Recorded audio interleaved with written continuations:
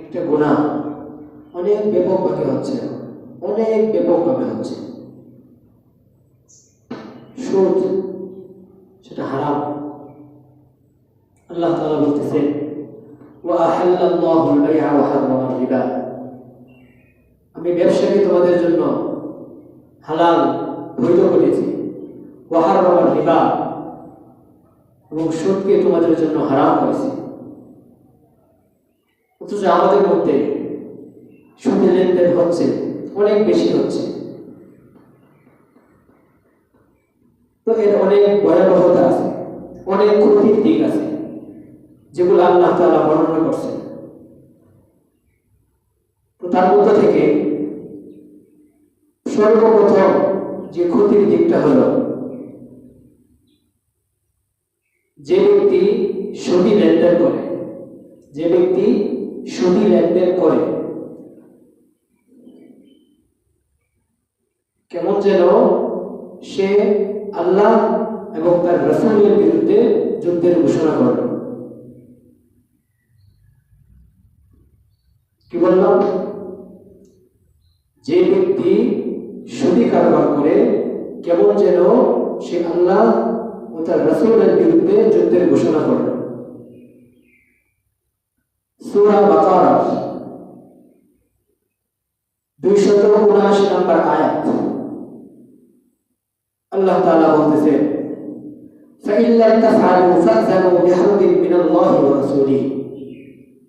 فَإِن لَّمْ تَفْعَلُوا, যদিও তারা করে,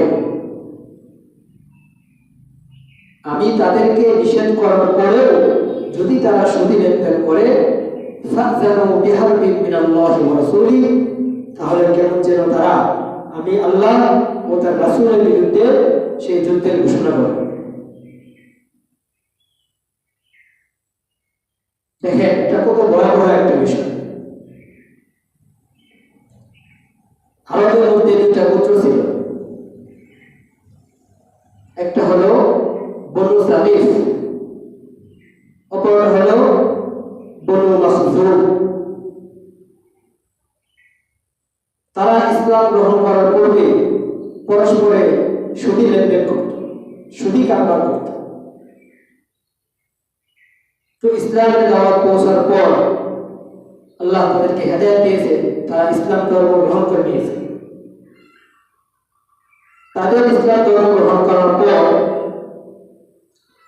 বনু সাকিফ যারা আছে, তারা বনি মাখজুমের কাছে সুদী লেনদেনের কিছু লভ্যাংশ পেত। বুঝলেন? তারা সুদী লেনদেন করছিল ইসলাম গ্রহণের পূর্বে, আর ইসলাম গ্রহণের পর ওই যে বনি সাকিফ, তাদের বনু মাখজুমের কাছে এই সুদী লেনদেনের কিছু লভ্যাংশ তারা পেত। তো একদিন বনু সাকিফ বনু মাখজুমের কাছে গেল, গিয়ে বলল এই সুদী লেনদেনের যে লভ্যাংশটা আছে এটা আমাদেরকে দেন। তারা বলতেছে যে আমরা এখন ইসলাম গ্রহণ করেছি, আল্লাহ তাআলা আমাদেরকে ঈমান দান করেছে, এখন আর আমরা এই সমস্ত সুদী কারবার করব না, সুদী কাজ আমরা করব না।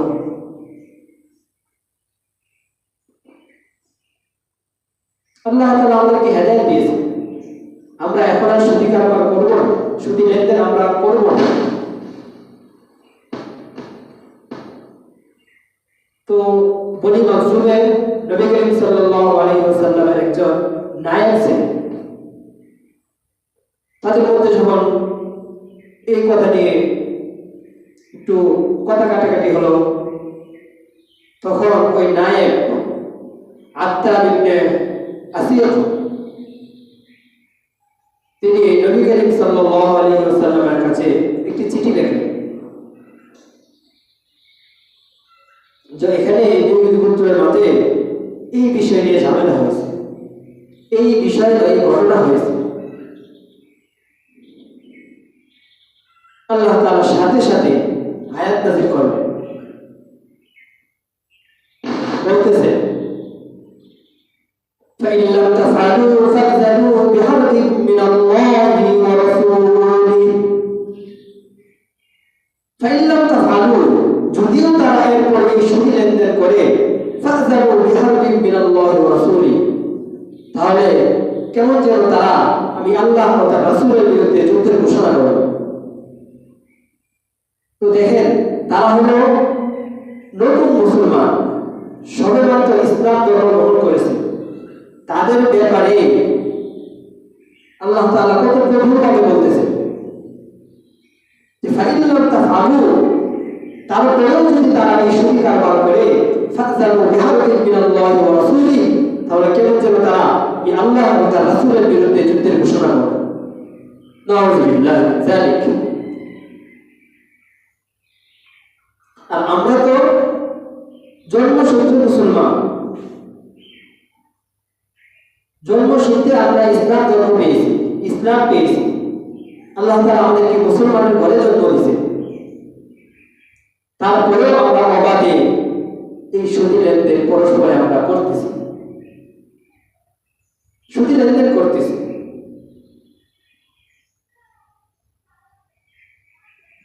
গ্রাম অঞ্চলে আমরা যে ক্ষেত জমা নিই, ক্ষেত যে আমি আপনার জমি, আপনি আমি আমাদের নিজেদের জমিকে জমা দিই। 5 কাঠা জমি আমি জমা রাখলাম 50,000 টাকা দিয়ে, 5 বছর মেয়াদে। তো 5 বছর তো এই জমিকে আমি ভোগ করলাম নাকি ভোগ করলাম না? 5 বছর আপনি আমি এই জমি ভোগ করলাম, তার থেকে আমি উপকৃত হলাম। 5 বছর পর ওই 50,000 টাকা দিয়ে সেই জমি ছুটে আনি। সুদ কি জিনিস? সুদ কাকে বলে? এই লেনদেনের মধ্যে, ঋণের মধ্যে, ঋণের ক্ষেত্রে ঋণ গ্রহীতার কাছ থেকে কোন প্রকার সুবিধা ভোগ করার নামই হল সুদ। ঋণের ক্ষেত্রে ঋণ গ্রহীতার কাছ থেকে কোন প্রকার সুবিধা ভোগ করার নামই হল সুদ। তো এই যে আপনি তার কাছ থেকে 5 বিঘা জমি 50,000 টাকা দিয়ে রাখলেন, তো 5 বছর পরে যখন সে তার জমি ছুটাইতে আসলো, তখন আপনাকে 50,000 টাকা দিতে হলো। আর মাঝখানে যে আপনি এই জমিটা যে ভোগ করলেন, সেটা আপনি কি করলেন? সেটা কি আপনার লভ্যাংশ না?